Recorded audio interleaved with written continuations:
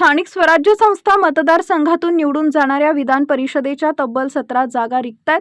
2020 पासून स्थानिक स्वराज्य संस्थांच्या निवडणुका न झाल्यानं 3 वर्षापासून टप्प्याटप्प्यानं या जागा रिक्त झाल्या आहेत. आता या निवडणुका पार पडल्यानं सर्व 17 जागांचा मार्ग मोकळा झालाय. येत्या 3 महिन्यात या निवडणुका पार पडण्याची शक्यता आहे. त्यासाठी निवडणूक आयोगाकडून हालचाली सुरू झाल्यात. गेल्या 6 महिन्यात नगरपंचायत, नगरपालिका, महापालिका आणि 12 जिल्ह्यातील जिल्हा परिषद व पंचायत समितीच्या निवडणुका झाल्यात. उर्वरित 20 जिल्ह्यातील जिल्हा परिषद व पंचायत समितीच्या निवडणुका ओबीसी आरक्षणामुळे झालेल्या नाहीत.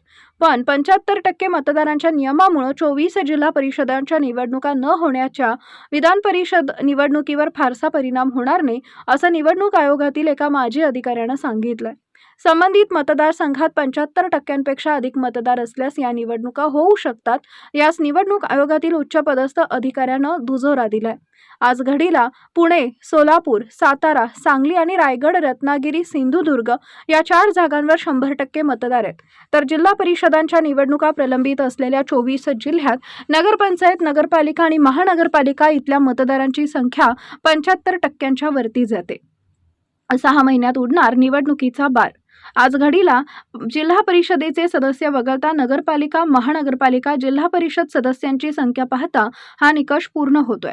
त्यामुळेच येत्या 3 महिन्याच्या कालावधीत निवडणूक आयोगाकडून जिल्हानिहाय मतदारांची यादी मागवून घेतली आहे.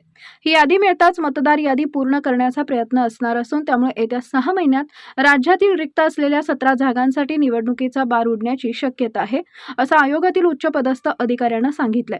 झेडपी सदस्य राहणार वंचित. राज्यातील 12 जिल्ह्यातील जिल्हा परिषद व पंचायत समितीच्या निवडणुका फेब्रुवारी महिन्यात पार पडल्या, तर उर्वरित 20 जिल्ह्यातील जिल्हा परिषद व पंचायत समितीच्या निवडणुका ओबीसी आरक्षणामुळे झालेल्या नाहीत. त्यामुळे येत्या काळात जर 75% पेक्षा अधिक मतदार असलेल्या ठिकाणच्या निवडणुका झाल्यास या ठिकाणचे झेडपी सदस्य मतदानापासून वंचित राहू शकतात.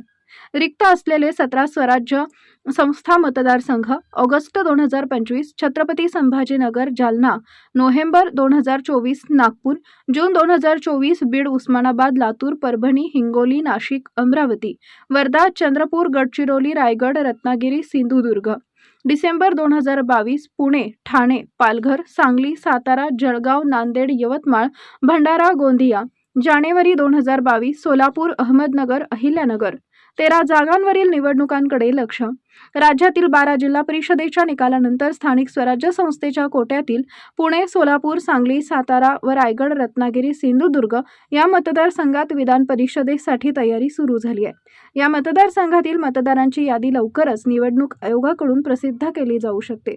स्थानिक स्वराज्य संस्थांच्या कोट्यातील उर्वरित 13 जागांवरील निवडणुकांसाठी आता सर्वांचं लक्ष निवडणूक आयोगाच्या भूमिकेकडे लागले आहे.